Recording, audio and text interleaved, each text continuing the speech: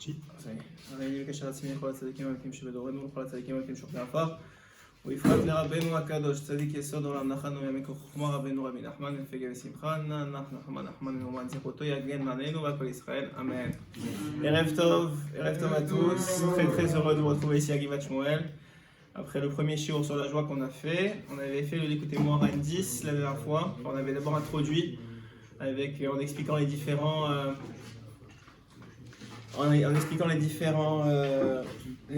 livres accessibles dans la bibliothèque de Rabbeinu. Et on avait commencé avec le premier Likutei Moharan sur la joie qu'on avait abordé. C'est pour ceux qui, de toute façon, le shiur est sur internet, vous pouvez le revoir. C'était le Likutei Moharan 10. Juste pour une petite récapitulation, on avait expliqué que le but de ce shiur, d'abord, je ne sais pas qui était là, qui n'était pas là, mais le but de ce shiur, c'est pas une étude de Torah juste pour apprendre des connaissances. Ça, Baruch Hashem, il y en a beaucoup, et la Gemara, c'est principalement fait pour ça. Mais c'est vraiment pour qu'on trouve des moyens, des outils pour se changer, pour évoluer, pour avoir une vie plus agréable, être plus calme, plus serein, avoir plus de bitachon, plus d'émouna, être capable de, d'être plus serein, plus capable d'avoir des outils qui nous permettent de gérer les situations un peu compliquées de la vie, et d'être des gens qui atteignent ce qu'on avait expliqué la dernière fois, le Yeshuv Hadarat. Le Yeshuv Hadarat, on avait expliqué que c'était la sérénité d'esprit, que malgré toute chose, finalement, on est capable de prendre un peu de recul et ne pas se faire happer par la situation, ne pas se faire bouffer par la situation. Cette semaine, c'était la Yulad de Rav Kenig, Zatzal, qui était celui qui a reconstruit la Kehila de Tzfat, de Breslev. Et on m'a raconté une histoire à son propos. J'étais là-bas à Tzfat et quelqu'un m'a raconté une histoire à son propos. Il m'a dit qu'un jour, il devait marier des gens à Yerushalayim. Lui, il habitait Tzfat. Il devait marier des gens à Yerushalayim. Et à la bord de Yerushalayim, pas loin d'arriver, sur la route, il voit une voiture complètement renversée. Et le chauffeur de la voiture, il dit oh, celui-là, je ne donne pas grand cher de sa peau. Bon, le Rav ne fait pas attention vraiment, ou bien il fait attention mais personne ne remarque, mais en tout cas, ils avancent pour aller au mariage. Et là, quelques minutes plus tard, il reçoit un appel, et on lui apprend que c'était son fils qui était dans la voiture.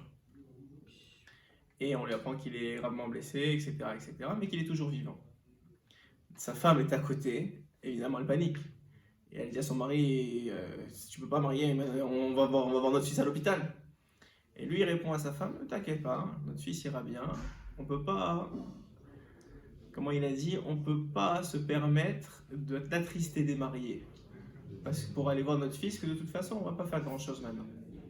Ils sont partis, il a marié les gens, il a dansé. Et ensuite de ça, à la fin de la soirée,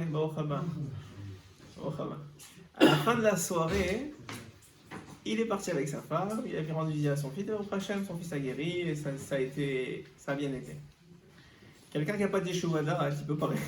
C'est impossible qu'il réagisse comme ça. Déjà, nous, je ne dirais même pas, quelqu'un de normal, il ne peut pas réagir comme ça. Mais on parle de quelqu'un qui a travaillé son bitachon, sa émouna d'un tel point qu'il n'y a rien qui peut le bouger. Il n'y a aucun vent ne peut le bouger. Nous, des fois, c'est en une seconde, on est joyeux, et de l'autre seconde, on avait expliqué, et de l'autre seconde, t'as pris une mauvaise nouvelle, ton fils il t'a énervé, ta femme elle t'a dit quelque chose, ça y est, c'est parti pour 2 jours. Donc, on avait expliqué que Rabbeinu Akadosh explique dans l'Likutei Moharan 10 du second tome, que en vérité, un homme, il ne peut pas avoir ce qu'on appelle le Yeshuv Hadarat, donc la tranquillité d'esprit, la tranquillité d'esprit, s'il n'a pas de simcha. Le conduit pour arriver à ce que je viens de vous expliquer, ou l'exemple que je viens de vous donner, et je peux vous en donner plein d'autres, c'est la simcha, c'est la joie. Maintenant, la joie, c'est très bien de le dire, mais comment je fais pour l'avoir? Moi, je veux bien être joyeux. Mais des fois ça va bien, et des fois ça va pas bien dans ma vie. Si ça va bien, et je suis en vacances, et ma femme elle-même elle est gentille, et mes enfants ils écoutent tout, il n'y a personne qui frappe l'autre, pas trop là, mais je peux être joyeux. Et même là, des fois, il y en a qui sont psychologiquement atteints, même dans ces choses-là, ils vont trouver le truc qui va pas. Genre la chambre n'était pas avec la bonne inclinaison et pas vue sur la piscine. Bon, ça c'est on parle de gens psychologiquement atteints, mais on va dire des gens normaux. Ouais, les gens normaux, ils vont être plus ou moins heureux avec ces situations-là. mais il y a des moments, et bon, Hachem, on les vit tous. Oh, même plus souvent qu'autrement. Que la vie ne fait pas en sorte. L'existence, si vous verrez le chiot qu'on a fait mardi à Natania, entre la différence entre la vie et l'existence, je pense que c'est un grand sod. Mais l'existence ne permet pas tellement d'être joyeux. Ok? Donc Rabbeinu il nous a dit, ok, maintenant je vous ai dit qu'il faut Yeshua Da'at. Ça, c'est la façon d'être connecté à Hachem. Quelqu'un qui n'a pas Yeshua Da'at, il n'est pas connecté à Hachem. On a dit ça déjà la dernière fois. Quelqu'un qui n'a pas Yeshua Da'at, il n'est pas connecté. Donc moi je veux être connecté. Moi je veux sentir Hachem. Moi je veux voir Hachem dans ma vie. Il faut que j'ai du Yeshua Da'at. Il faut que j'ai de la tranquillité d'esprit. Maintenant comment je fais? Il me faut de la simcha. On avait dit ça. Comment je fais pour avoir de la simcha? Alors on a dit la simcha, hein, c'est comme ça dans Rabbeinu, c'est qu'il donne des concepts, et dans l'écouter un Moran à l'autre, tu as l'impression qu'il ne parle même pas du même concept. C'est-à-dire, il te parle de la simcha ici, on va voir un autre écouter un Moran aujourd'hui, peut-être deux si on a le temps. On va voir qu'on dirait que ce n'est pas la même simcha dont il parle. Pourquoi? J'avais expliqué la dernière fois qu'il faut s'imaginer un cercle. Maintenant, dans un cercle, il y a plein de points. Et c'est relié tous ces points qui forment le cercle. Donc maintenant, quand il parle de la simcha dont on a parlé la dernière fois, qu'on va reparler aujourd'hui, juste pour définir ce point-là, c'est un point du cercle. Mais ce n'est pas tout le cercle. Et des fois, ce point-là, il ne va pas être ta porte d'entrée à la simcha. Ce point-là, tu ne peux pas y accéder. Des fois, c'est trop. Et tu n'arrives pas. Alors, il y a un autre point ou un autre point. Et même dans ce point-là, ce qui est beau, ce que Rabbeinu il fait, il te dit tous les autres cercles qui touchent à ce point. Ça veut dire, il nous avait expliqué dans l'écouté Moran 10, que la liberté d'esprit, être libre, ce qu'on appelle sortir de Mitzrayim, on est dans les parachutes des Shemot, ça connecte à la simcha. Ça veut dire que quelqu'un qui est saméach, il est aussi libre dans sa tête. Libre de quoi? De tous les, on avait expliqué, de tous les emprises de la vie. Je ne vais pas y arriver, comment je vais faire, comment j'ai pas d'argent, j'ai pas de shalom bayit depuis 10 ans, comment je fais, ça va jamais arriver, mon fils il dit, ça fait 10 fois que je le répète, il n'écoute pas. Tout ça, c'est des sentiments que ça ne va pas changer, les choses ne vont pas changer. Alors que Rabbeinu il dit, un des yesod de la création, c'est que Mechadesh Kol Yom, Hachem il renouvelle le monde tous les jours. Pas juste pour te dire qu'il renouvelle le monde, parce qu'il y a une nouvelle donne, les cartes elles sont rejetées la nouvelle journée. Qu'est-ce qui fait que notre journée ressemble à hier? Nous. C'est nous qui n'avons pas cette émouna-là en la journée, que tout est possible aujourd'hui, même si ce n'était pas possible hier, qui fait en sorte que nous, on recrée les mêmes patterns, on recrée les mêmes réactions, la même façon de parler, les mêmes angoisses. Mais en vérité, un homme juif, il doit avoir une émouna totale qu'aujourd'hui n'a rien à voir avec hier. Rien du tout. Même si c'est le même incha et le même arvit. Sinon, à quoi ça sert de faire 52 Shabbats? Fais-en un et c'est fini, j'ai fait la mitzvah. Parce que chaque Shabbat, c'est une nouvelle mitzvah. Quelqu'un qui a raté un Shabbat, c'est fini. Il est terminé ce Shabbat-là. Ah, maintenant tu peux faire tchouva, tu peux faire des tikkunim, ce que tu veux, mais ce Shabbat-là, c'est terminé. Ce moment-là, il est terminé. Il reviendra pas. Donc ça veut dire qu'un homme, il doit comprendre que la simcha, il avait expliqué donc dans ce point-là de la simcha qu'on a abordé la dernière fois, il est connecté au Olam HaCherut. Olam HaCherut, c'est le monde de la liberté. C'est sortir des metzarim, des écrans ou des blocages de notre tête. Ok? Maintenant, il avait expliqué, ok, maintenant je sais ça. Alors comment je fais pour atteindre la simcha? Rabbeinu, il avait dit, dès que, on va le dire en hébreu, la porte d'entrée, le point de la simcha, la porte d'entrée qui nous a ouverte dans ce l'écouté Moran, c'est qu'un homme, il doit être capable, il doit déjà avoir fait ce travail-là, même préalablement au moment difficile de sa vie, il doit avoir fait une liste de toutes les nekudot tovot, tous les bons points qu'il a dans la vie. Quelqu'un, il est juif, c'est un point extraordinairement bon. Vous n'avez aucune idée à quel point ce point il est bon. D'abord, il a un olam haba. Deuxièmement, il a une âme divine que les goïms n'ont pas. Enfin, en tout cas, la partie Chaya Yechida, ils n'ont pas. Il est Ben Melech, il a la Torah, il a été choisi, Hachem, il a soulevé au-dessus des nations, etc. etc. Idéalement, ces nekudot tovot doivent être des nekudot tovot que l'Yetzera ne peut pas vous enlever. Qu'est-ce que ça veut dire? Quelqu'un, il dit, je suis heureux parce que ma femme, ça va bien avec ma femme. Demain, ça va pas bien. T'es plus heureux. Ça ne s'appelle pas une nekudat tova. Par contre, si tu dis, je suis heureux qu'aujourd'hui, ma femme, elle a été bien avec moi. Cette journée-là, plus personne ne peut te l'enlever. Ça, c'est une nekudat tova. Un jour dans ma vie, c'était Shalom Bayit de rêve. Ouais. Un jour dans ma vie, mon fils il a réussi un examen, ou il m'a respecté, ou quoi que ce soit. Ça, on peut en faire des Nekudat Tova. Tout ce que le Yetzerara ne pourra pas vous enlever. Parce que si le Yetzerara il a une emprise dessus, il va s'empresser de s'y attaquer parce qu'il sait que ça va vous enlever la Simcha. La Simcha, vous savez, à Rosh Hashanah, tout est décidé. Vous savez ça. À Rosh Hashanah, tout est décidé. Maintenant, ce qui est décidé, c'est ce qui va descendre. Maintenant, il y a des moyens qu'on ferme les conduits. Ouais, le gars qui ne respecte pas la Brit Mila, il ferme le conduit. C'est connu ça. C'est Rabbeinu, il en parle et il en reparle. La Simcha, c'est un autre conduit. Même le Ben Ishraï, il dit dans Ilchot Tfila, il dit le Ben Ishraï, quelqu'un c'est assourd pour lui d'être à Be'atzvut, d'être triste pendant qu'il prie. C'est interdit. Le Ben Ishraï, c'est les mots du Ben Ishraï. C'est interdit pour un homme d'être triste pendant qu'il prie. Pourquoi? Parce qu'il ne peut pas mekabel le hors de la Tfila. Parce qu'il ne peut pas recevoir la lumière de la Tfila. La lumière de la Tfila, elle vient que si tu es heureux quand tu pries. Et il dit le Ben Ishraï, le seul moment où tu as le droit d'être triste, c'est au moment où tu fais ta Hanounim. C'est le seul moment de la Tfila où tu dois être. Tout le reste, tu dois être comme ça. La Tfila, alors c'est impossible, vous dites. Il y a des moments où on fait des prières pour des gens, des malades, machin. D'accord, tu peux dire ça rentre dans ta Hanounim. Ça, tu peux dire ça rentre dans ta Hanounim. Mais on va dire ta Hamida, on va dire les Korbanot, on va dire ce qui est des Imra, tout ce qui revient, les louanges à Hachem, tout ça, interdit d'être triste. Ah oui, mais c'est très bien, dis-moi d'être interdit. Mais moi, je croyais que j'allais me le dire. C'est plus fort que moi. Alors, Rabbeinu, il va te dire comment faire. C'est pour ça qu'on fait ce shiro-là. C'est plus fort que nous. Viens, on ferme la porte et on s'en va. C'est qu'il y a des moyens. Hein. Si Rabbeinu, il a un principe. Il y a une mitzvah. Mitzvah gedola liyod besimchatani. C'est une mitzvah, c'est un commandement. Hachem ne peut pas demander un commandement où tu es obligé de faire quelque chose si c'est pas possible pour toi. C'est pas possible. Tu peux pas avoir une mitzvah de faire Shabbat si c'est impossible de faire Shabbat. Tu peux pas avoir une mitzvah de manger kasher si c'est impossible de manger kasher. Tu peux avoir une mitzvah de shalom bayit si c'est impossible d'avoir du shalom bayit. C'est qu'il y a un moyen, c'est juste qu'on l'a pas encore trouvé. Ok? Et comme ça, on avait fini la dernière fois. Donc, si on reprend la dernière fois, tu cherches la Nekudat Tova, ce qu'il faut faire, même dans des moments où ça va plutôt bien. Tu cherches tes Nekudat Tova, tu les écris. J'espère que vous avez fait ça depuis la dernière fois. Si vous ne l'avez pas fait, faites-le d'ici là, d'ici le prochain chiot. Puisqu'on on a un peu de temps entre les deux, entre chaque chiot. Donc, premièrement, on met ça en place, on écrit, on prend du temps pour écrire ou pour conscientiser tout le bien que Hachem nous fait.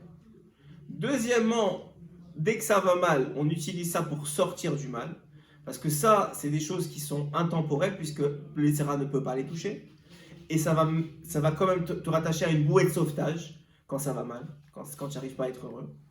Troisièmement, ça te mène en Olam Acherut, la Simcha, une fois que tu vas vraiment être Sameach, ça va te mettre dans un état d'esprit large, ça va ouvrir ton esprit, tu vas avoir du Yeshuva Da'at, et ça c'est du travail, c'est pas du jour au lendemain, c'est du travail, mais c'est un travail, c'est comme dans tout.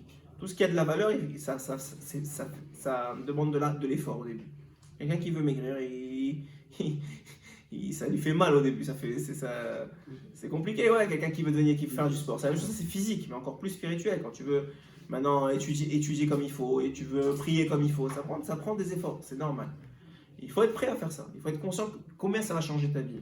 Quelqu'un qui n'est pas conscient et qui n'est pas convaincu que d'être en santé, ça va changer sa vie, ça va lui donner plus d'énergie, ça va lui donner plus de calme avec ses enfants, ça va lui donner plus de réussite dans son travail, il va pas, ou bien qu'il pense que le plaisir qu'il reçoit de sa nourriture, de sa gloutonnerie, gloutonnerie c'est un peu exagéré, mais on va dire de sa tavatachila, de son désir de la nourriture, il est plus grand que les bénéfices qu'il aura. Mais à partir du moment où vous allez être conscient que quand vous allez être Sameach, il n'y a pas plus haut dans les midotes du monde, que les gens ils vont se coller à vous parce qu'ils vont dire mais comment tu fais? Comment tu fais? Mais tu souris tout le temps, c'est quoi ton secret? Parce que les gens, pas les gens, c'est la nature de l'homme. Rabbeinu dit la nature de l'homme c'est d'être triste, de voir ce qui ne va pas.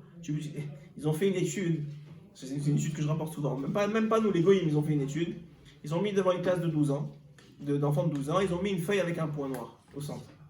Et ils ont demandé à tous de décrire la feuille. Tous, ils ont écrit il y a un point noir, il est au centre, il est ceci. Personne n'a dit 90% de la feuille elle est blanche. Pourquoi? C'est la nature de l'homme, tu vois le truc qui va pas. Et c'est gros et ça grossit. Ton fils, il est extraordinaire.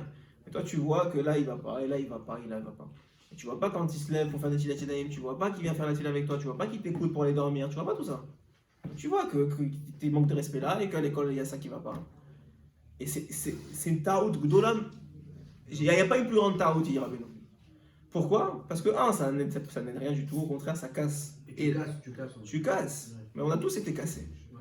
Tous on a été éduqués comme ça. Et tous on a été cassés. C'est pas mauvais, on ne reproche rien à personne. C'était ce que Hachem il voulait à l'époque. Mais en tout cas, nous aujourd'hui, avec les enseignements de Rabbeinu, on sait. Ça ne veut pas dire que tu ne dis pas les choses. Ouais, ça ne veut pas dire que tu ne dis pas les choses. Ça ne veut pas dire que tu ne vas pas recadrer s'il y a quelque chose qui ne va pas. Par exemple, le Baalei Moussar, il dit la chose suivante. Ça, c'est Rabbi Raki Naguer, si je ne me trompe pas, mais les Baalei Moussar de façon générale, il dit avant de faire une réprimande, Rabbeinu dit Dafka éloigne-toi de la réprimande. Mais on va dire, avant de faire une réprimande, il y a quelque chose qui ne va pas, bénis ton fils. Ou bénis ta fille. Bénis-la. Que Hachem t'aide, que Hachem t'aide. Bénis-la. Après, tu lui dis ce que tu as besoin de dire. Faites-le, c'est un travail, c'est énorme. C'est un travail sur soi qui est enkemoto. C'est vraiment quelque chose de difficile. D'accord? Donc ça, c'était le premier shiur. C'est une porte d'entrée à la Sipra, une définition qu'on a vue, que c'est le Rolam Acherut, que c'est le fait de se sortir, d'avoir du Yeshuvada, de se rapprocher d'Hachem. Maintenant, aujourd'hui, on va voir une deuxième porte d'entrée vers la Sipra. Si vous avez les fascicules que Yoni a eu la gentillesse de s'occuper, de photographier, vous allez voir dans la deuxième page, Chav Gimel. D'accord, la Torah 23. Allez-y. Ah oui, excusez-moi, c'est fait pour ça ici, c'est pas au contraire. Allez-y. Quand on m'a posé justement ces points positifs, ouais. Est-ce que c'est unique, ça va pas être uniquement juste pour nous aider quand on va avoir des moments de faiblesse, ouais. Et ça va également nous permettre d'acquérir cette simcha. Bien sûr, 100%. Moi je l'ai dit dans le pire des cas, quand ça va mal, tu te rappelles des bons côtés. Mais ce qui te fait tenir, ce qui te fait être heureux, c'est bon, c'est moins positif. La réalité, c'est que... C'est avec le doigt dessus, parce que finalement on le sait. Ouais, tu le sais. Pas seulement. Non, des fois tu le sais, mais tu le sais pas. Par exemple, être quelqu'un qui n'étudie pas la Torah. Être juif, c'est être juif. Et quand tu sais c'est quoi la grandeur d'un juif, c'est-à-dire pas pour s'enorgueillir, mais combien Hachem. C'est écrit par exemple, je sais pas si vous avez vu ça la dernière fois, que Hachem il a des téphilines sur la tête. C'est écrit là-bas que Hachem il met les téphilines comme nous. Qu'est-ce qui est écrit dans ces téphilines de la Gemara? Combien est unique et précieux mon peuple. Donc ça veut dire, les téphilines normalement il faut jamais les enlever. C'est juste que nous on n'a pas de date, c'est-à-dire on n'est pas capable de se concentrer, alors on les met que juste pendant la tefila. Et même pendant la tefila c'est difficile de se concentrer, ouais. À l'époque, les Tanaïm ils mettaient, à part les toilettes, ils mettaient tout le temps. Donc tu t'imagines que Hachem, toute la journée, toutes les secondes, il a devant sa tête, collé à lui, combien il est extraordinaire mon peuple, combien il est extraordinaire mon peuple, combien il est extraordinaire mon peuple. C'est pas normal. Plus que ça, je vais vous dire une autre chose. C'est écrit que Yaakov Avinu, il s'est battu contre l'ange. Il y a quelques parachiotes, oui. Il s'est battu contre l'ange de Esav. Il gagne le combat, ouais. Quand il gagne le combat, il demande à l'ange de le bénir. Est-ce que Yaakov Avinu, il sait pas qu'un ange, il peut pas faire deux missions? C'est connu ça. Même Abraham, il sait. Ouais, c'est pas même Abraham, il sait. Tout le monde sait que tu peux pas donner deux missions à une seule. C'est une mission et c'est tout. Et c'est pour ça qu'il lui dit quel est ton nom, que ça te change ton nom. Demain c'est plus le même parce que c'est pas la même mission. Le nom c'est la mission. Qu'est-ce que tu me demandes?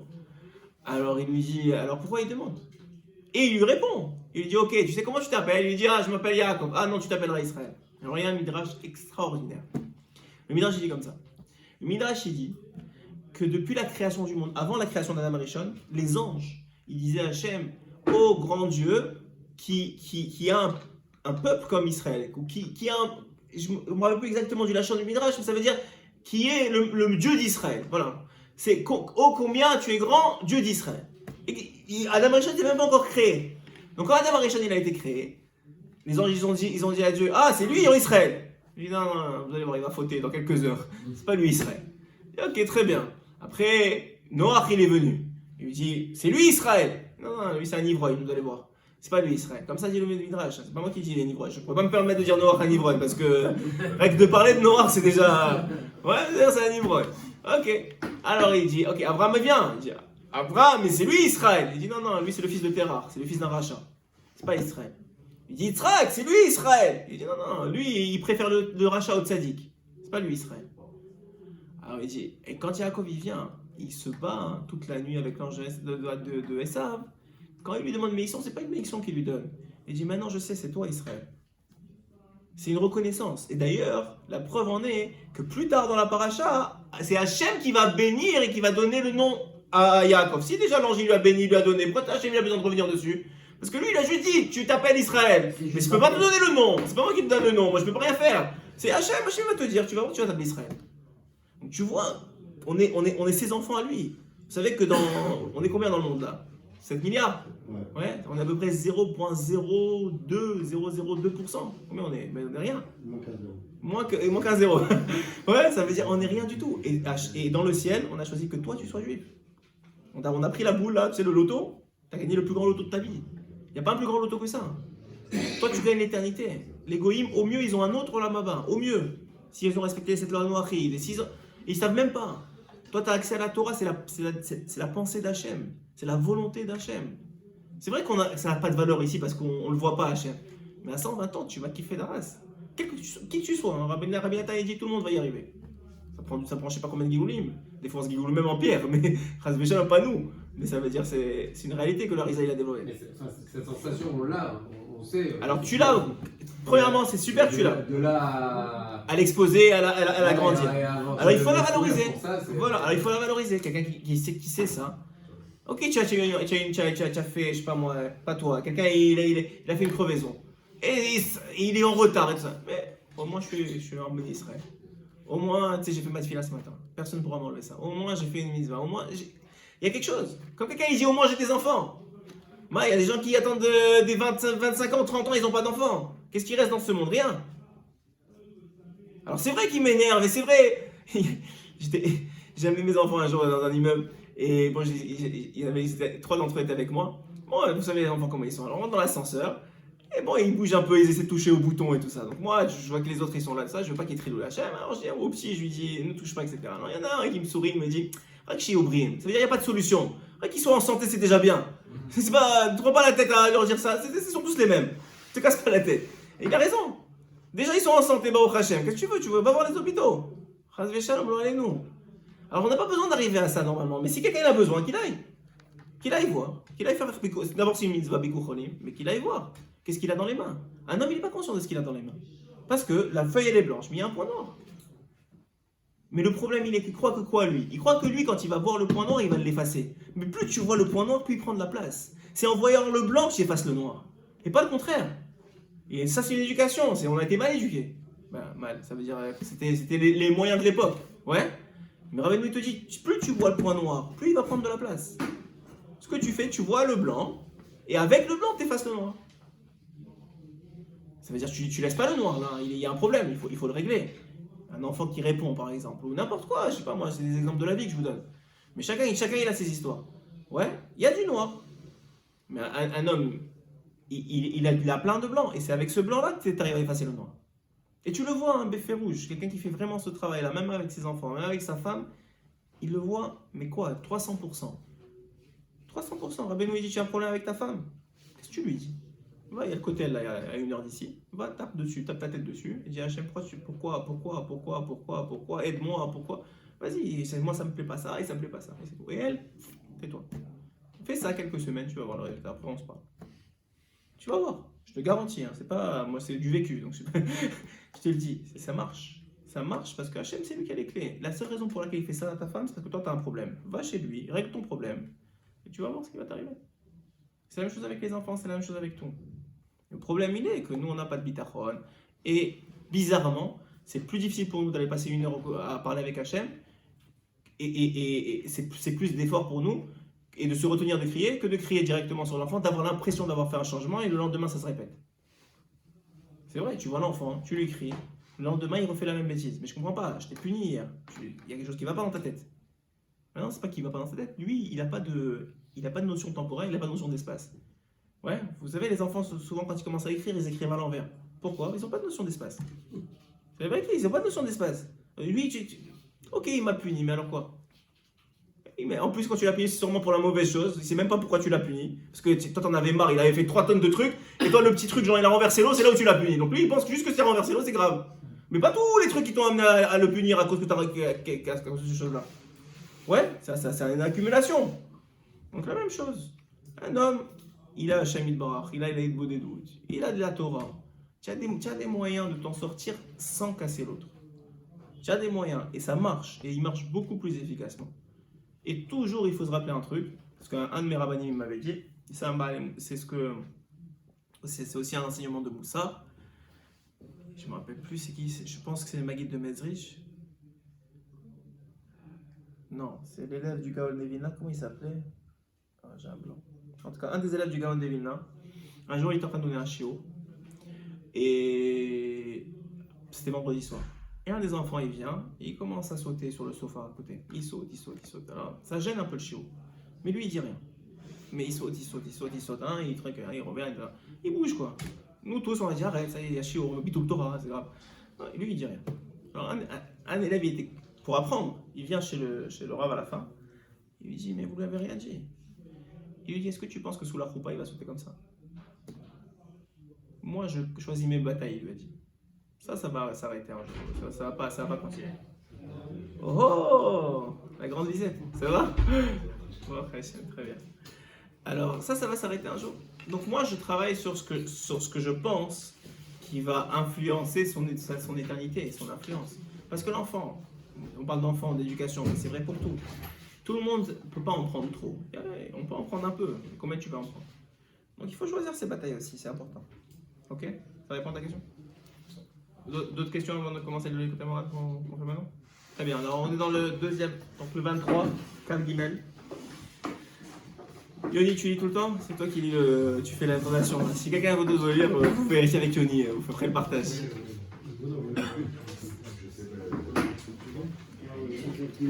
Yalla. Donc dans le... Oui. Ouais, tiens le tien, pas de problème. Ah, Kav Gimel, Tachiyana. Ok? La deuxième partie. Ouais. Bah, lui, il n'y a pas besoin de traduction. Regarde sa casquette, tu le sais.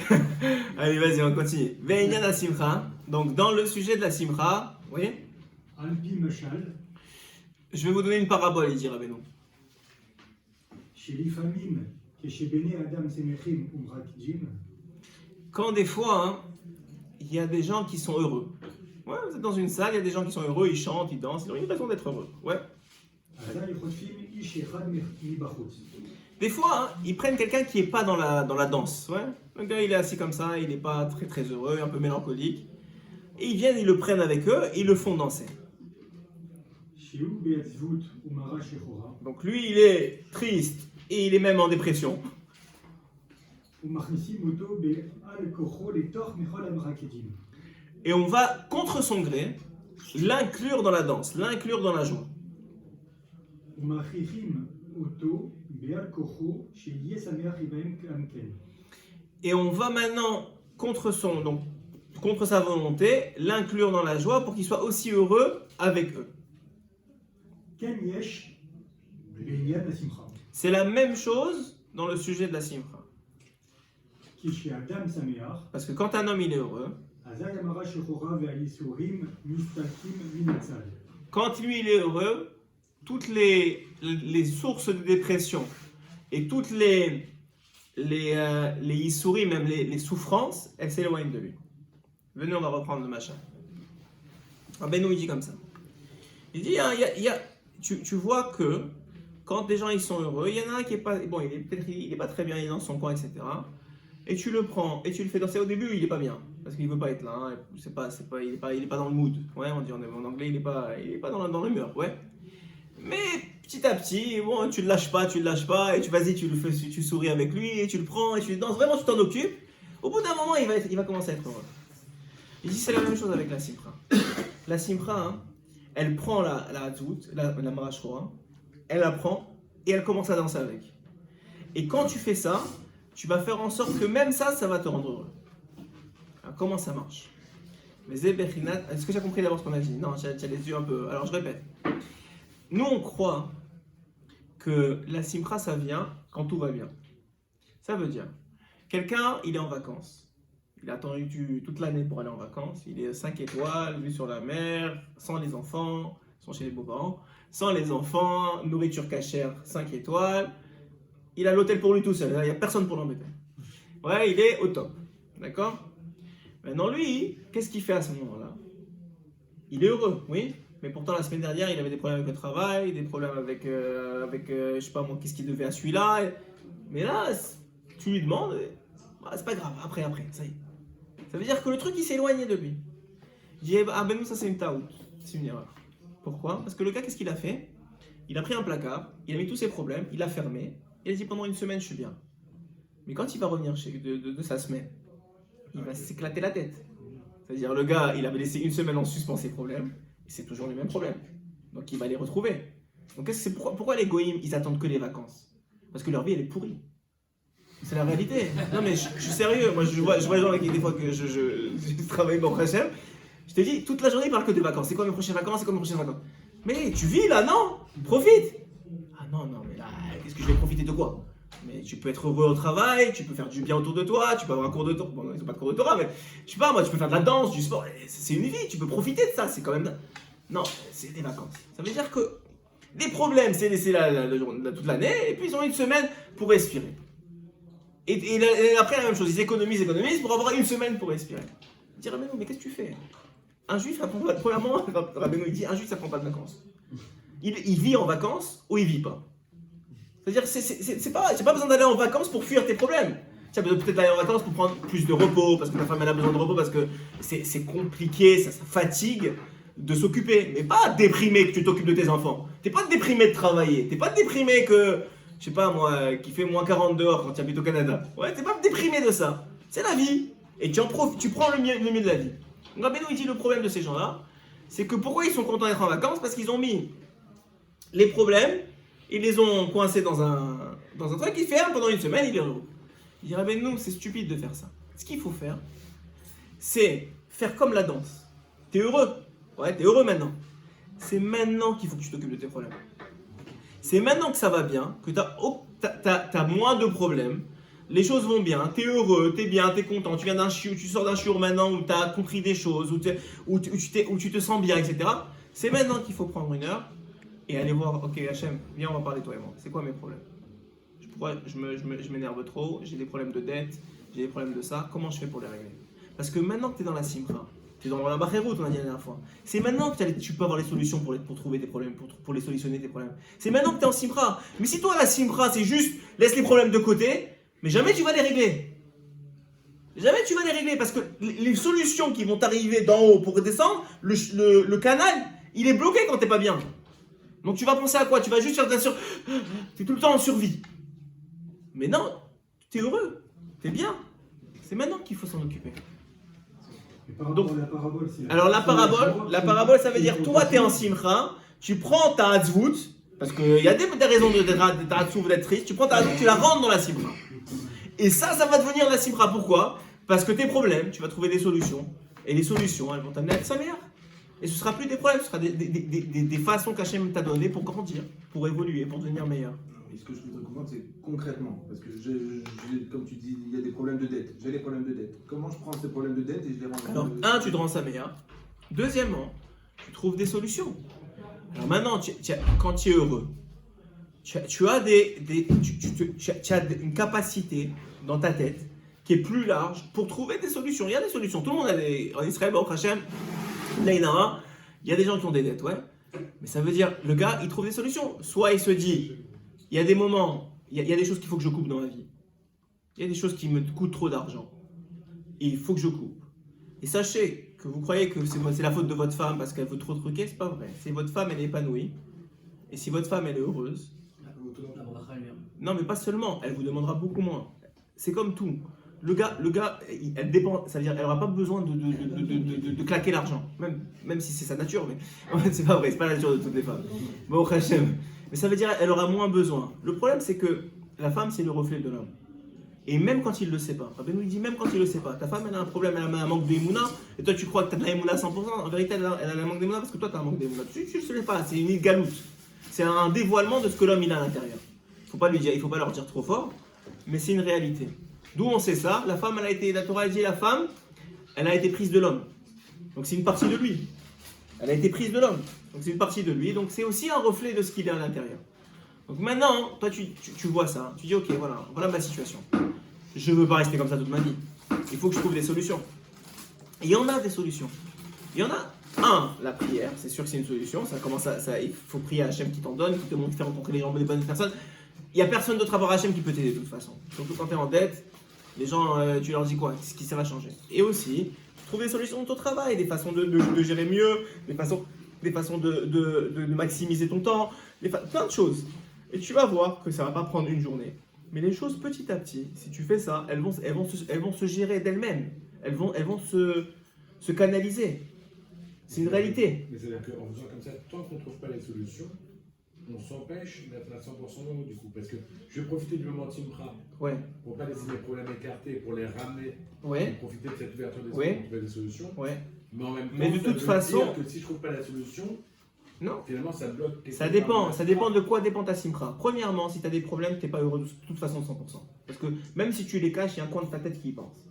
Tu sais, quand tu as des dettes, ou quand ça va, t'as pas de shalom bayit, ou quand tu as un problème avec un enfant, même si tu es au cours de Torah et que tu es complètement dedans, etc., tu as toujours un truc dans ta tête. Donc c'est pas une vraie simcha. C'est pas une supra totale. Ça veut dire que c'est pas une vraie simcha. Alors quoi, faut faire la comédie? Non. D'abord, oui, des fois, mais c'est pas ça, c'est pas le sujet de ce soir. Mais la réalité, c'est qu'il y a des raisons d'être vraiment sa meilleure. Comme je l'ai expliqué depuis le début. Ça ne veut pas dire que tout va bien. Ça veut dire que j'ai des raisons d'être sa meilleure. Ce qui se passe dans ma vie, c'est des choses qui sont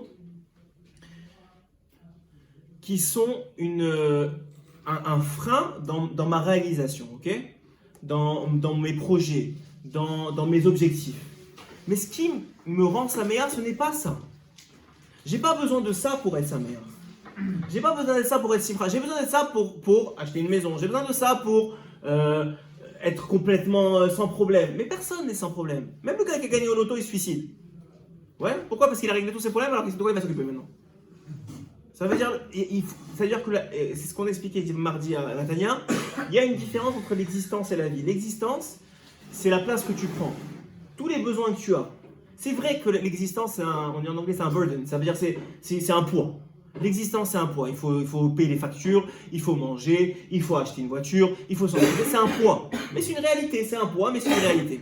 Maintenant, quelqu'un, il dit c'est un poids, mais ça n'affecte pas. Moi, je m'en occupe parce que je m'en occupe, j'ai besoin de m'en occuper. De toute façon, c'est pas entre mes mains. À la fin de la journée, c'est pas entre nos mains. Ça veut dire que nous, on fait ce qu'on a à faire, et la réalité, elle est que Hachem, il va gérer le reste.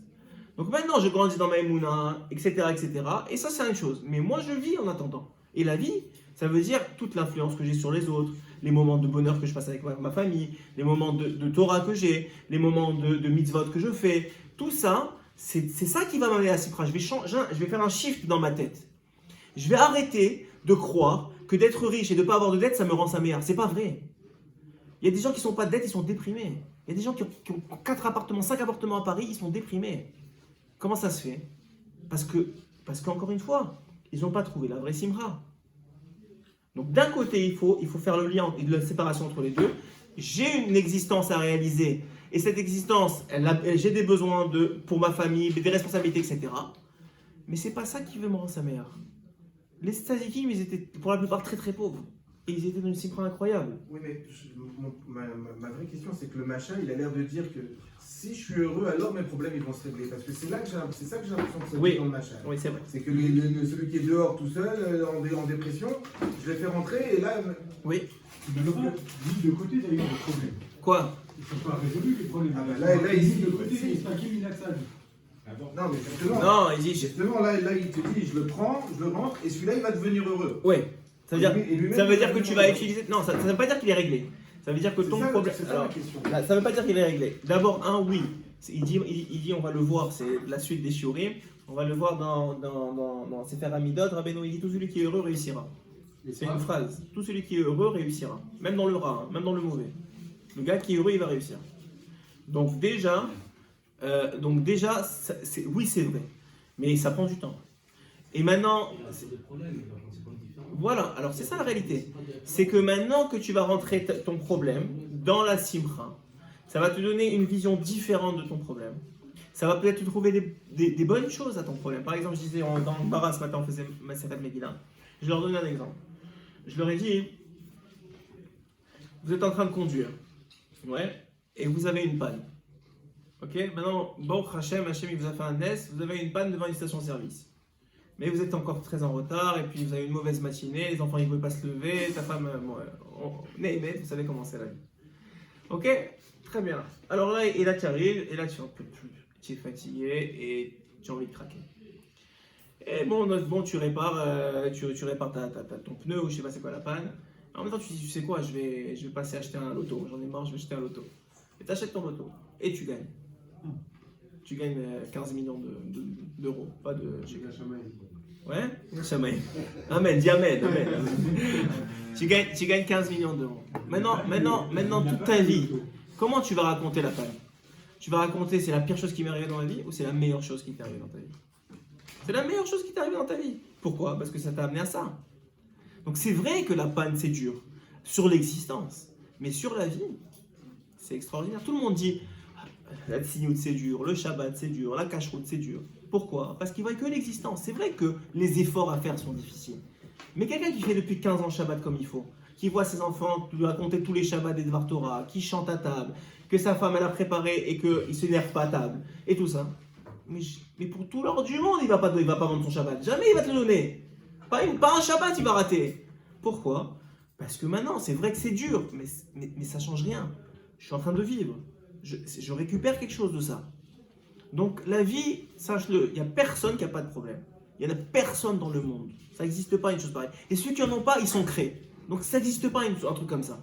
Tout le monde a des choses qu'ils peuvent regarder et ils peuvent s'angoisser de ça. Tous. Si c'est pas ne pas avoir d'enfants, c'est que tu as des enfants mais qui sont pas dans le derrière. Si c'est pas ça, c'est ta femme le shalom bayit. Si c'est pas le shalom bayit, c'est l'argent. Même ceux qui ont de l'argent, ils ont peur de perdre. Et ceux qui ont de l'argent, et combien je vais gagner comme ça? Comment je vais faire de ma retraite? Et comment je vais faire ça? Ça finit jamais. Ça finit jamais. Sauf si tu changes ta perception des choses et tu donnes de la valeur à ce qu'il y en a. Et ça va t'amener de la simcha. Et ensuite de ça, tu gères ta vie. Mais tu la gères pas avec le poids qui est déjà sur toi. Tu sais, même les goïms. Je comprends parfaitement le concept de D'accord. dire que je vois ma vie différemment. Dans le Voilà. sens où j'ai des problèmes. Bon, ils sont pas obligatoirement réglés, mais je suis heureux globalement. Voilà. Globalement, si tu veux, c'est un peu ce que je ressens, on va dire. Mais Voilà. j'arrive pas à comprendre que Mais en plus, ça m'a réglé le oui, problème. en plus, Que je l'ai mis pas de côté, parce que faut J'ai pas compris, sans le mettre de côté, j'ai compris. mais que je sais que Alors, globalement, en plus- aujourd'hui, je suis très heureux de ce que j'ai. D'accord. Et que mes problèmes, ils sont Alors, je t'explique. insignifiants entre J'ai guillemets, compris ce que tu me dis. J'ai compris ce que tu me Et dis. j'arrive pas à comprendre comment Alors- ça règle le problème. Alors voilà, je Même t'explique. s'il est insignifiant, il est pas réglé. Alors encore une fois, je t'explique. Quelqu'un qui est heureux, il a une ouverture d'esprit, il a du Yeshuv Hadar. Quelqu'un qui a du Yeshuv Hadar, il est capable de voir la situation sous son vrai angle, lui donne la bonne proportion et de trouver des solutions et de chercher les solutions à son problème. Quelqu'un qui est sous le coup, ça nous arrive souvent, des fois tu perds tes clés, ouais. Et tu es là, et tu dois aller au travail, tu es stressé. Et là tu stresses, et tes enfants ils t'énervent, et tu les trouves pas. Et là ta femme dit, mais calme-toi, elle cherche 2 secondes et elle les voit. Pourquoi? Parce qu'elle a du Yeshuv Hadar, elle n'a pas le travail qui l'attend, elle n'a pas les enfants à amener. Elle te dit, voilà, ils sont là, qu'est-ce que tu te casses la tête? Mais toi, t'es tellement stressé, tu t'es déjà vu être en retard, et les enfants amenés, et le truc machin, et là, que ça y est, tu peux pas le voir la solution. Elle est devant tes yeux, mais tu la vois pas. Ça n'existe pas ça. Hachem, il envoie des problèmes qui ont toujours des solutions. Mais Shalom a Malade. un problème de santé. Ouais. Humainement, il n'y a pas de solution. À part Il y a- ça, des médecins. Il n'y a pas de solution.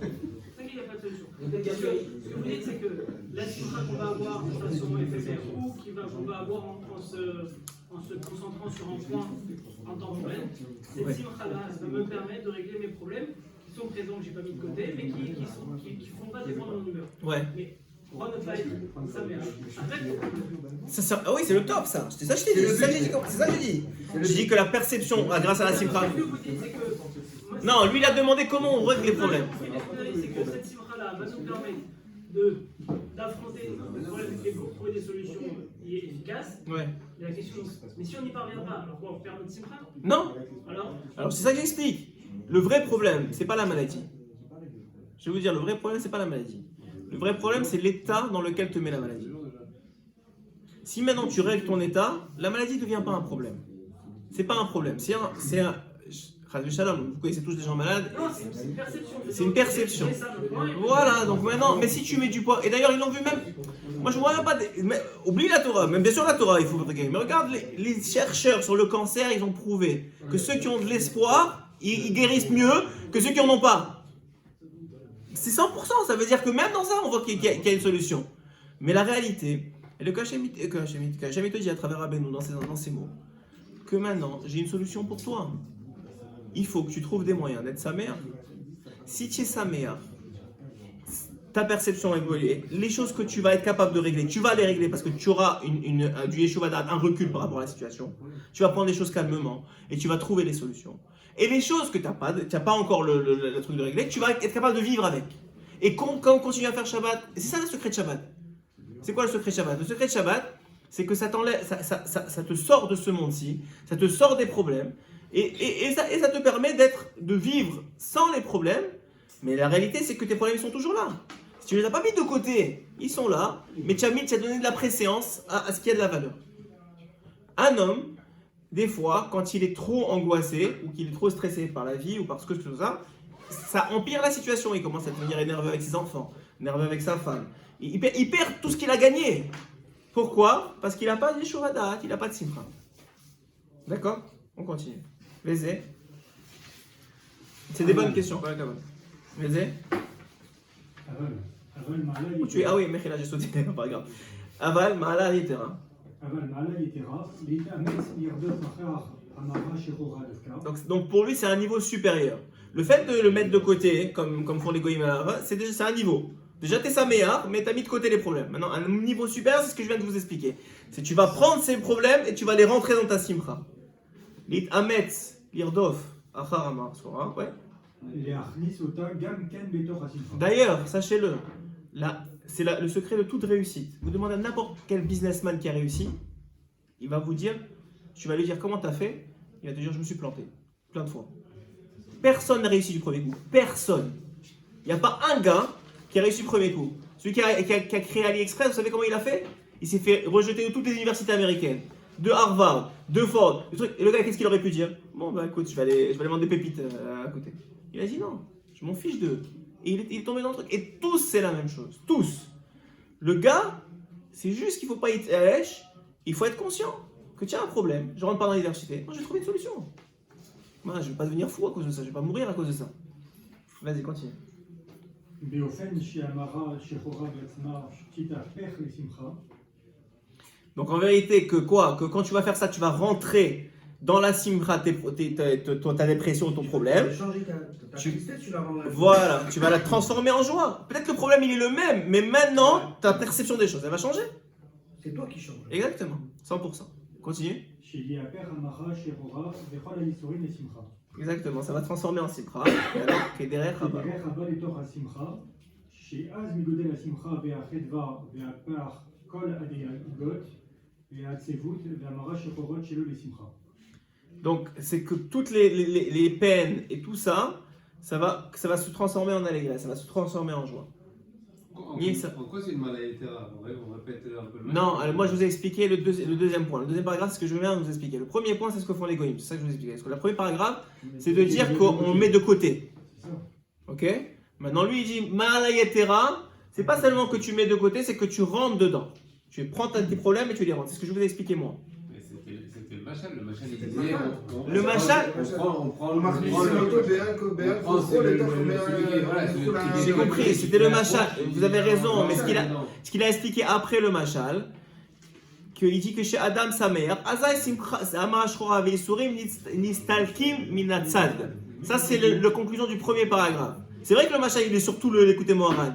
Mais le premier enseignement, voilà, exactement, Malayetera, de ce que je viens de vous dire, de le mettre de côté, c'est ce que je viens de vous expliquer qu'il a rentré dedans. Ce qu'ils font les gars, Voilà, ce qu'on a dit exactement. Le premier, c'est il a oublié son problème, le deuxième, il règle son problème. Ouais, il l'a mis de côté, quoi, il règle son problème. Et sachez que Hachem, il laissera pas un juif oublier son problème, sachez-le. Pourquoi? Parce qu'on est venu pour les régler. Donc si vous voulez vous sauver, vous savez... Malheureusement, on deal un peu avec ça, mais les gens qui divorcent, ouais, la plupart du temps, leur deuxième mariage, ils ont les mêmes problèmes que le premier. La seule chose qui est la différence, c'est qu'ils n'ont plus la force de divorcer. Mais ils ont les mêmes problèmes. Pourquoi? Parce que le problème, il vient pas forcément de la personne en face de toi. Continue. Des fois, oui, c'est des cas de force majeure, la femme était folle, je sais pas ce qu'elle faisait, ou le gars, il était fou, il a frappé, ou des choses très graves. Mais dans la majorité des cas, c'est... Alors, il règle le problème et le mariage se passe mieux.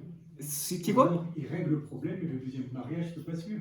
Ou bien il règle le problème, c'est vrai. Mais Il aurait pu faire la même chose. En gros, s'il avait réglé Le problème, il n'aurait pas besoin. Rabbeinu nous dit que la première femme, elle a une marla. Bon, ils vont me ouvrir les oreilles. Mais Rabbeinu nous dit que la première femme, elle a une marla, une très grande, un très grand potentiel de changer, d'influence et de faire grandir son mari, plus que la deuxième. Ouais, c'est vrai, j'essaie de mettre un peu de beurre sur le truc. Alors, non, la réalité, c'est vrai. Rabbeinu, il a dit que s'il avait gardé, sa première femme est morte, il a eu une deuxième femme. Si j'avais gardé ma première femme, vous n'auriez aucune idée comment je serais maintenant. Je serais encore beaucoup plus grand. Et ça veut dire que le fait, la première femme, elle a une influence. Il faut essayer. Rabbeinu, il a toujours dit à ses élèves, même dans des difficultés très très graves, il a toujours dit à ses élèves, essayez de ne pas divorcer. C'est écrit, la deuxième phase, c'est les films.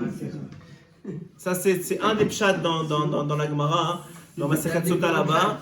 C'est un des pshats. C'est pas le pshat le plus. Moi, le pshat que je préfère.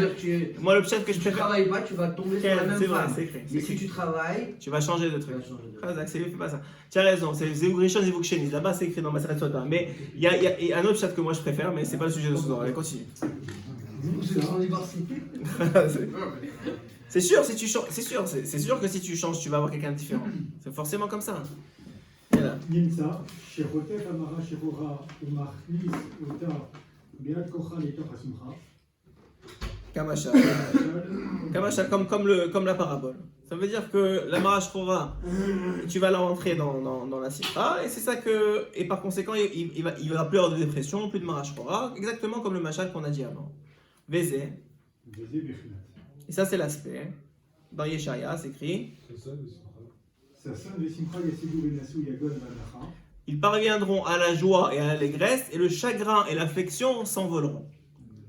Donc on voit du verset dire à Rabbeinu que c'est tout ce que je viens de vous expliquer, ce qui est vrai. Ça veut dire que maintenant qu'ils vont parvenir à ça, automatiquement ça va s'envoler. Comment? Soit ça va se solutionner, soit il va changer de perception, mais ça va s'envoler. On continue. שהיגון והנחה ברוכים ונשאים מן השמחה. Que le chagrin et l'affection, ils vont fuir, ils vont s'envoler devant la joie. כי בעת השמחה, אז כאומו. היגון והנחה לעמוד מן הצד. Parce que de toute façon, au moment de la joie, l'habitude de l'angoisse et du stress, c'est de se mettre de côté. Il n'y a pas... je vous ai dit que l'existence, c'est la place qu'on prend. C'est vrai pour cette table, c'est vrai pour cette chaise, c'est vrai pour nous. Et c'est aussi vrai pour nos sentiments. Et c'est vrai pour nos pensées aussi. Par exemple, Rabbeinu dit qu'on ne peut pas avoir deux pensées en même temps. C'est pour ça que quand tu es dans la tefila, tu es dans une mauvaise pensée, il faut que tu t'arrêtes, tu penses à quelque chose de bien et tu reviens à la tefila. C'est un des secrets de Rabbeinu, comment se concentrer à la tefila. Au début, ça prend des heures. C'est extrêmement difficile. Et c'est un travail. Mais, si tu le fais vraiment sérieusement, au bout d'un moment, les pensées négatives ne viendront même plus t'embêter. Pourquoi? Parce que Tzerara, il se dit quoi? Ce gars-là, je vais lui envoyer la pensée négative. Non seulement il va revenir à la pensée positive, il va revenir à sa tefila, mais en plus il aura gagné de m'avoir battu. Je vais laisser tranquille. Ok? La même chose pour le sentiment. Le sentiment, ça prend une place dans ton cœur. Ça s'appelle la place émotionnelle, ouais, ça j'imagine. Ça s'appelle une place émotionnelle. Donc un sentiment, plus il prend de la place, moins il en laisse aux autres. Donc plus tu as un sentiment de joie dans ton cœur, moins il y a de sentiments, il y a de place pour l'angoisse, ça fuit. Ça va pas ensemble. Un épouse l'autre. Un épouse l'autre, exactement. C'est un peu une histoire de relativité, quoi. On relativise le problème. Tu peux relativiser. En relativisant le problème, bon, on a l'impression qu'il prend moins de place. C'est sûr, c'est vrai. Mais ça veut dire qu'est-ce qui t'amène à relativiser? Ça veut dire que je ne suis pas en train de parler de Simra, je suis en train de parler de relativiser. Alors qu'est-ce qui t'amène à relativiser? A priori, tu as besoin d'avoir, selon ce qu'on étudie ici, tu as besoin d'avoir un état de simcha pour relativiser. Quelqu'un qui est en colère, il ne peut pas relativiser. Quelqu'un qui est triste, il ne peut pas relativiser.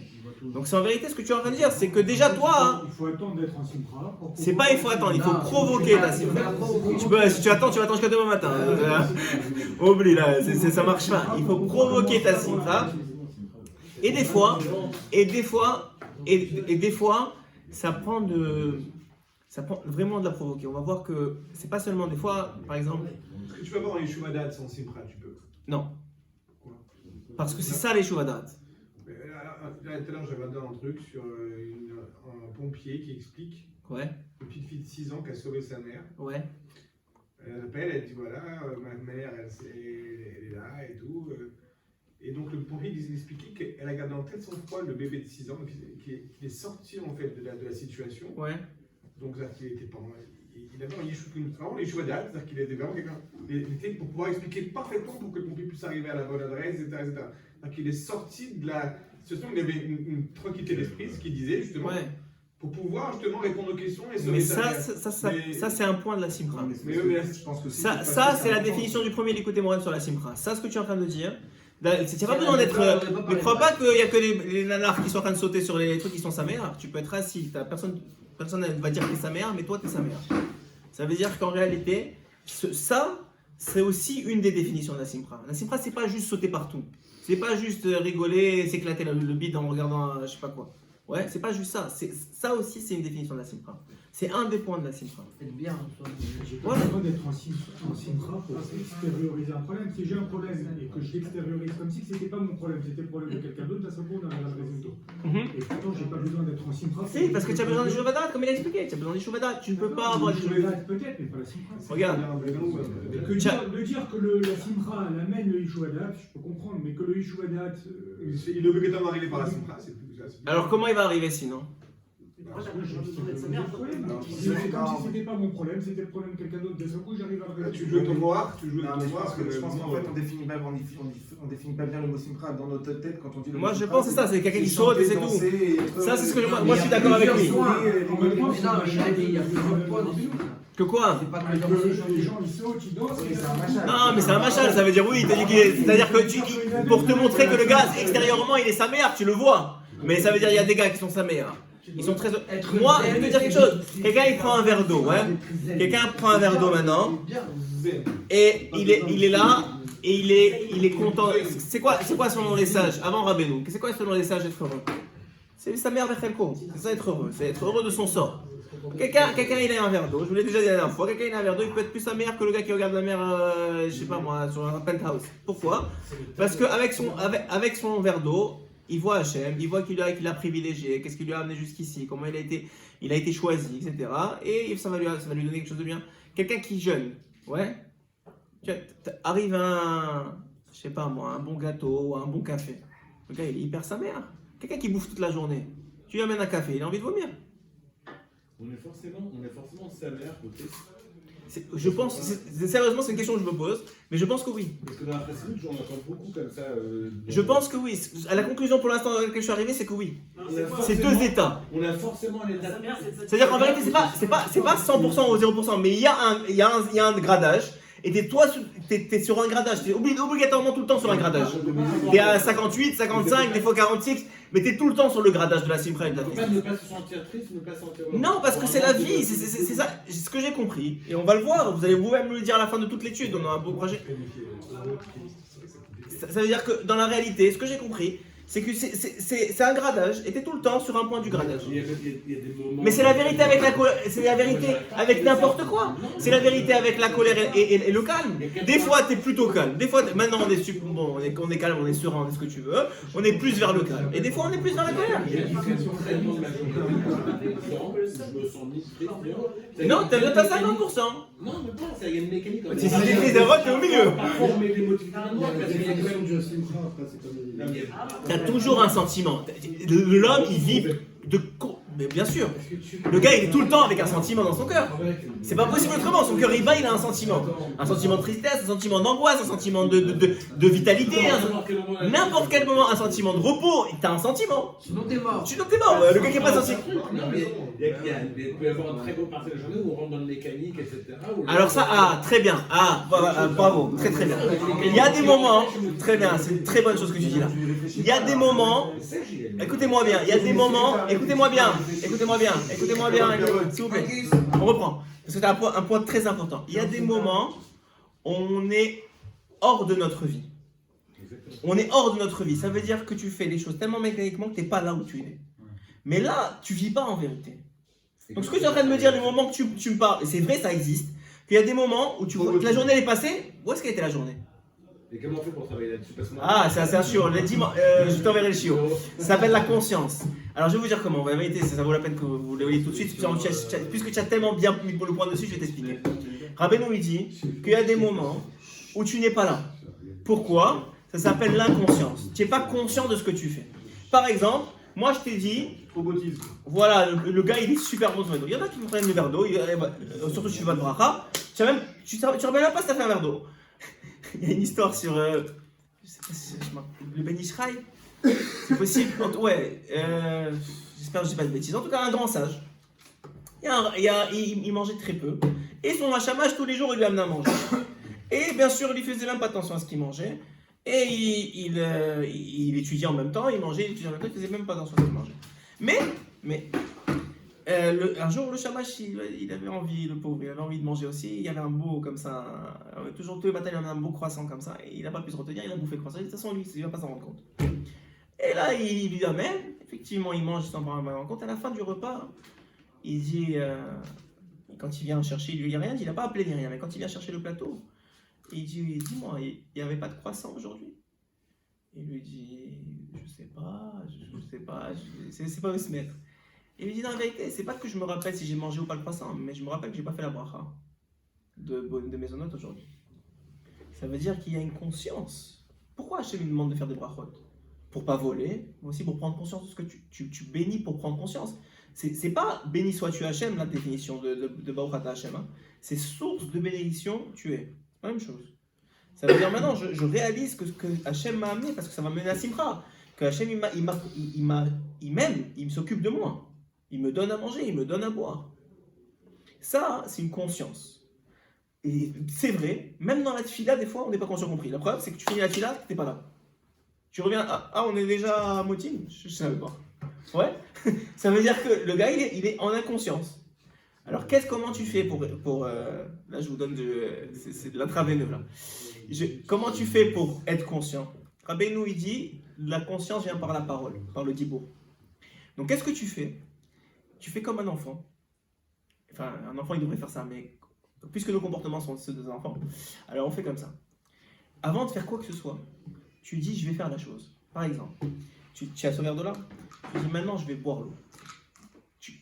Le fait de le dire, ça va te prendre conscience des choses. Vous savez que le Chavetz Chaim, après ça, je vous dis ça. Rappelle-moi les histoires du Chavetz Chaim. Alors, premièrement, je vais boire l'eau. Merci Hachem que tu m'as... Non, je vais boire l'eau. Pourquoi? Ah, voilà. Je vais boire l'eau et pourquoi? Juste, qu'est-ce que je vais faire et pourquoi? Vous allez voir, c'est très très difficile. Le Tzara est hyper dur sur ça, je vous le dis. Ça fait longtemps que j'essaye et c'est difficile à travailler. Mais tu dis, je vais boire l'eau et pourquoi? Pourquoi? Parce que je veux servir Hachem, parce que Hachem m'a donné la soif, et puis parce que ça va me rapaiser, etc. Pourquoi tu le fais? Ensuite de ça, pendant le faire, tu te dis, je suis en train de le faire. Tu parles, tu dis, maintenant je suis en train de boire de l'eau. Et ensuite de ça, une fois que tu as fini ça, tu dis merci pour l'eau. Le Chavetz Chaim, ouais, j'ai pas oublié l'histoire, le Chavetz Chaim, quand il avait mangé quelque chose, il faisait pas juste Birkat Hamazon. Avant Birkat Hamazon, il disait merci pour l'olive, merci pour les tomates, merci pour les concombres, merci pour ça, merci pour ça. Pour être conscient, c'est ça vivre.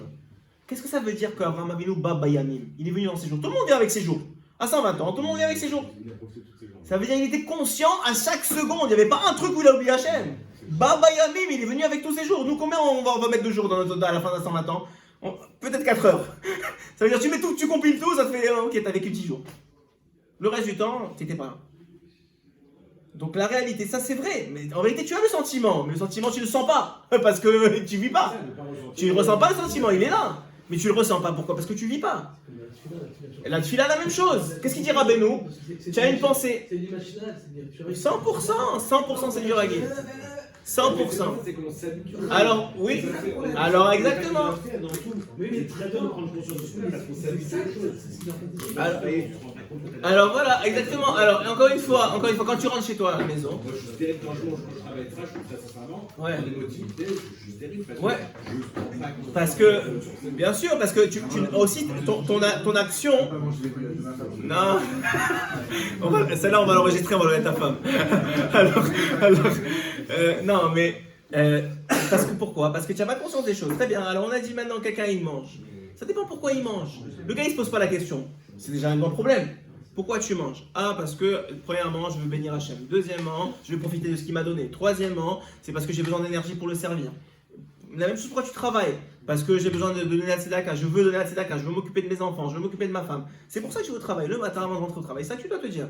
Parce que comment tu vas te motiver à ne pas voler, ne pas tricher, ne pas mentir? Parce que tu sais pourquoi tu le fais. Donc là, la même chose.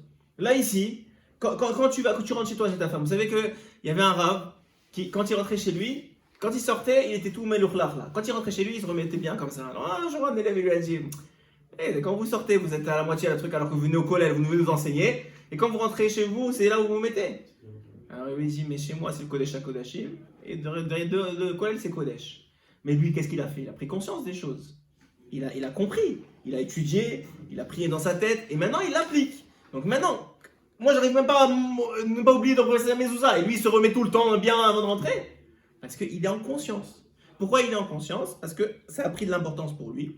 Et Rabbeinu lui dit c'est le dibour. Ça veut dire le dibour, c'est d'ailleurs ce qui différencie un homme d'un animal. Qu'est-ce qu'il dit Rashi? On est des animaux parlants. Vous allez voir Rashi là-bas, il va dire un animal parlant. Ça veut dire que le dibour, c'est ça qui nous différencie de l'animal. C'est quoi qui nous différencie de l'animal? C'est la conscience. L'animal, il n'est pas conscient de ce qu'il fait. C'est des réflexes, il est sur l'instinct. Nous, on est en conscience de ce qu'on fait, normalement, quand on travaille dessus. Donc la même chose, quelqu'un il vient maintenant, il mange. Vous savez qu'il y en a un Baba Salé, ça y est la semaine prochaine. Quelqu'un il est venu manger avec Baba Salé, il était là, alors il a demandé, il a eu la chutzpah de demander à Baba Salé, un Dvar Torah, il est en train de manger. Et qu'est-ce qu'il a dit Baba Salé? Maintenant on mange. Tu me dis un peu de Dvar Torah maintenant on mange. Ça veut dire que je peux pas être dans 10 choses à la fois, maintenant je mange. Ça veut dire, qu'est-ce que tu me demandes là? Dvar Torah c'est Dvar Torah, et manger c'est manger. Il y a des riroudim, mais je sais pas ce qu'il fait. C'est quoi les kabbalistes? C'est quoi la différence entre ta tfila et la tfila d'un kabbaliste? C'est la même tfila, c'est les mêmes mots. Mais lui, il est là en train de voir le mot, mais en vérité, il voit le nom d'Hachem Yudke Vavke et le nom Amona, il est en train de faire des combinaisons en même temps qu'il est en train de faire la tfila. C'est ça la différence. Donc la réalité, elle est quoi? Que lui, il est en plus en conscience que toi, c'est tout. C'est un travail. Tu crois que lui, il est arrivé comme ça, il s'est réveillé un matin, il a commencé à voir les noms d'Hachem devant lui. Et moi, j'essaie depuis, on va dire 5 ans, juste dans le mikvé de penser à Yudke Vavke. Essaye, tu vas voir, tu le vois le. Impossible, même dans le schéma, des fois. Juste le voir devant toi, ok? Regarde Yudke Vavke devant toi, pas séparé, pas une fenêtre entre les deux, pas. J'ai tout eu moi. Pas une fenêtre entre les deux, pas un truc. Essaye de faire ça, tu vas voir comment c'est difficile. Ouais, c'est encore une histoire, mais je te dis, ça veut dire. Et pourtant, dans le mikvé, il n'y a personne qui t'embête, t'es tout seul, et même ça, c'est difficile. Ça veut dire c'est un travail. Mais tu es en conscience. Quand tu es en conscience, c'est sûr que tu as un sentiment. Maintenant, tu es toujours dans des sentiments qui sont sur une palette. C'est une palette qui va du pire au meilleur. Mais tu sors toujours sur une palette. Ok? On continue. Où on est? Des épérinas?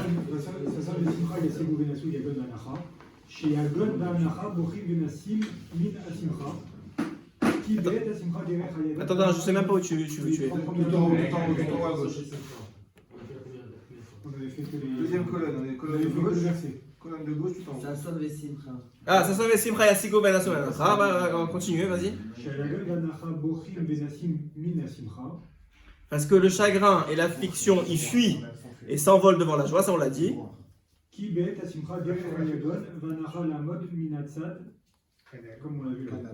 Parce qu'au moment de la joie, le chagrin et l'affliction, ils s'en vont, ils se mettent de côté.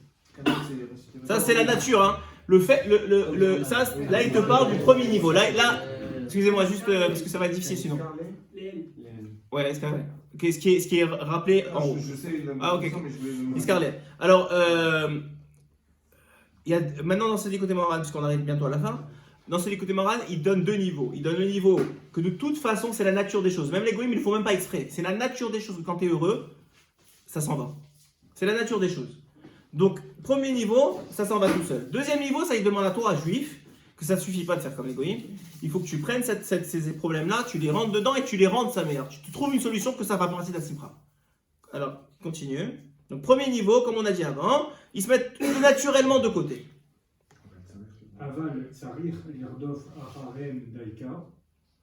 Par contre, il faut les poursuivre vraiment. Non seulement il faut les poursuivre, mais il faut les atteindre et les saisir. Des problèmes. Ben oui, ça veut dire quoi? Toi, des fois, tu sais pas pourquoi tu es comme ça. Des fois, tu es triste, mais tu sais même pas pourquoi. Tu sais pas pourquoi. Des fois, tu te réveilles un matin, ça va pas. Bon, Rabbeinu, dans un autre endroit, il dit que ton âme, ton mazal, il appelle ça, c'est un ange, il voit que ça va mal aller, alors tu es triste. Et que cette journée-là, elle va pas être bonne. Alors qu'est-ce que tu fais? Dire, non, tu mets de la tzedaka, tu vas tout de suite à la tfila, tu rigoles pas avec ces choses-là. Et tu vas voir que si tu travailles sur ta simcha pendant la tfila, etc., ton mazal il va changer. C'est-à-dire c'est tellement beau, regarde, c'est un chesed d'Hachem. C'est-à-dire Hachem, il te met en lachat le matin, alors t'as rien fait, tu viens de te réveiller, juste pour te dire mon fils, t'as besoin de mettre du fuel dans le côté positif parce que ça va mal aller dans les prochaines heures. Ok, continue. Hein? Ça va pas, rouvre la petite veine de ce matin quand j'avais été fini, quand tu as fait là. Quand tu as fait une fila extraordinaire. Ah voilà, c'est ce qu'on a dit, les Nokuda Tova. Vadaï. Ça c'est quand ça va. Vas-y, continue. Exactement, pour les rentrer dans la simcha qu'on a vu. Ok, continue. Vezeu, sasad le simcha yasigu vechule. Shea sasad le simcha yasigu veitpesu et ayagon vanacha. Donc c'est ça qu'ils parviendront à la joie et à l'allégresse, parce que dans le sens que la joie et l'allégresse, ils vont saisir, ils vont attraper le chagrin et l'affection qui s'envolent et qui vont fuir devant la joie. Que eux ils s'envolent et ça, ils s'éloignent de la joie.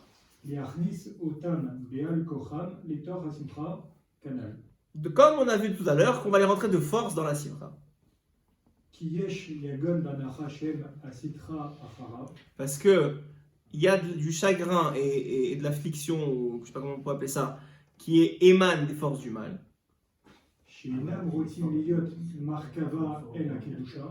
Qui refuse d'être un porteur d'Hachem, un vecteur d'Hachem, un vecteur du dévoilement. Ils veulent, comme un Amalek, ils veulent cacher Hachem. Donc qu'est-ce que ça fait? Ce qu'on a dit la dernière fois, qu'est-ce qu'on a dit? On a dit que la simcha ça t'amène à Yeshuvadat, et Yeshuvadat ça t'approche de Dieu.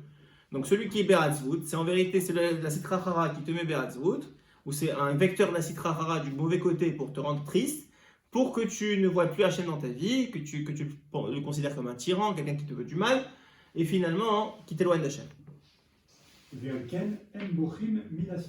Et c'est pour ça qu'il fuit devant la joie, parce que la joie c'est un dévoilement d'Akadosh Baruch Hu.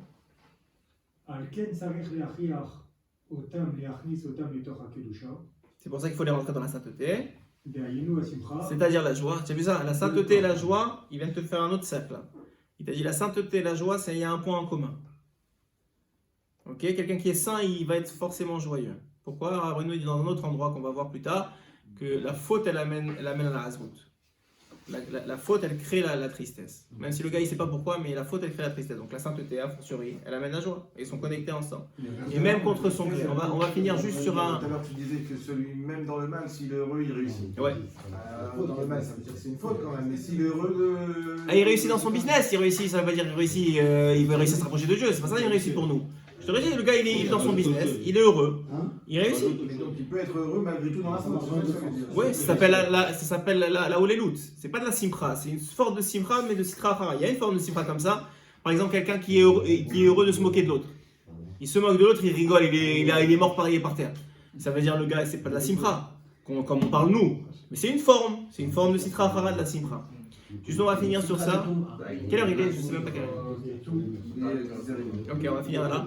Alors, juste, le Ben Ishra, il dit dans la traduction sur Parashat Bereshit, Ben Ishra, il rapporte, dans son livre sur les halachot, il rapporte toujours quelques paroles de Torah. Enfin, c'est des paroles de Torah, les halachot, mais ça veut dire quelques moussa. Et il dit que la faute d'Adam Arishon et de Chava, ce qu'elle a amené dans le monde, c'est la Hatzut. C'est ça qu'elle a amené dans le monde. Elle a amené dans le monde la tristesse. C'est ça, la faute, ce qu'elle a créé dans le monde, c'est la tristesse. Donc quelqu'un qui est Bessameyar, il fait le tikkun aussi de Adam et Chava. Il fait le tikkun du monde. Et ça, c'est pas la simcha quand ça va bien. La simcha quand ça va bien, tout le monde est capable. C'est facile. C'est la nature des choses, on l'a vu ce soir. Donc il y a une simcha qui est un travail. Une autre porte qu'on a vue, parce qu'on a vu la première porte qui était celle du Shuvadat, etc. Une autre porte qu'on a vue ce soir, c'est la capacité à traiter les problèmes lorsqu'on est sa mère. La capacité à les traiter, à prendre du temps pour focuser dessus, et ce temps-là ne doit pas être énorme, parce que sinon tu vas tomber en hatzvout. Rabbeinu il dit 1 heure par jour, tu dois être capable, 1 heure par jour où ça va bien, tu dois être capable de t'asseoir dans un parc ou ce que tu veux, avec un stylo si ça t'aide, ou avec ton téléphone pour noter. Mais le téléphone, le problème c'est que tu vas faire autre chose que de parler avec Hachem, mais un stylo et une feuille, et tu viens, j'ai ça, tel problème, telle histoire, tel problème, qu'est-ce que je peux faire maintenant, Hachem, aide-moi. C'est ça, il des doutes. Ça fait partie d'Aïd Ça fait partie d'Aïd Ça fait partie d'Aïd C'est pas que ça, mais ça fait grandement partie d'Aïd de faire un cheshbon nefesh L'Ibodedut, ça fait faire un Cheshbon Nefesh, ça veut dire tu fais un bilan de ce qui ne va pas dans ta vie.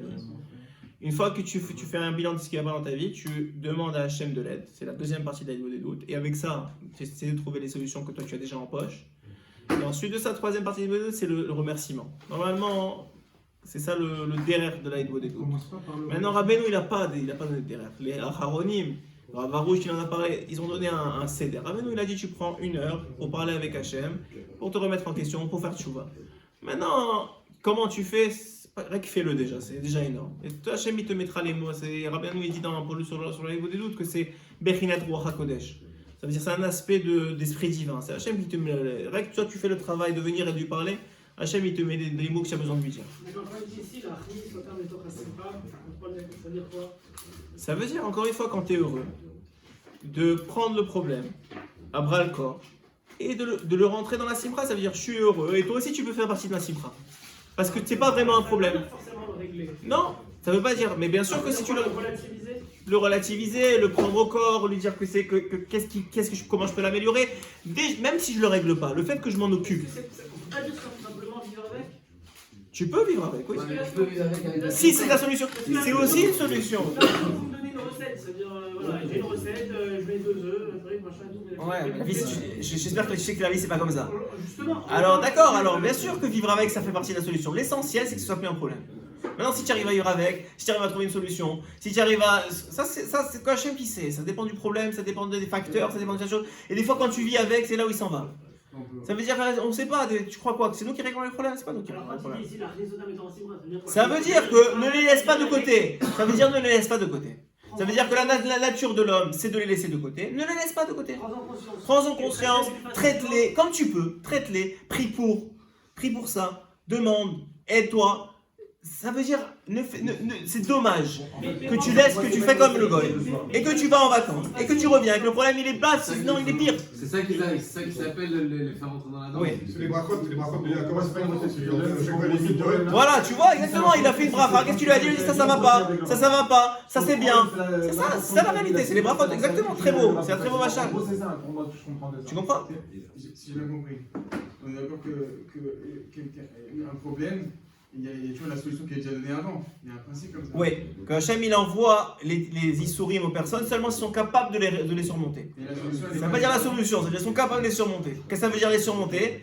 Soit comme il a dit, je vis avec, ça me dérange plus. Soit je trouve la solution et il n'existe plus le problème. Ça dépend du problème. Et la solution, ça permet de voir justement la solution. Ouais, ça t'élargit les... De se renforcer pour être linéaire. Voilà. C'est le moment où on va voir quelqu'un devant nous la solution. Exactement. Khazak ou Baor, tu peux juste... On est 10, on est 10. רבי חנינא בן הקדוש אומר, הצגות אותו פה, הצגות ישראל פירה, ימה, תורה מזו שנאמר, אז אני חפש למעשיקו, ילדים תורה בידי.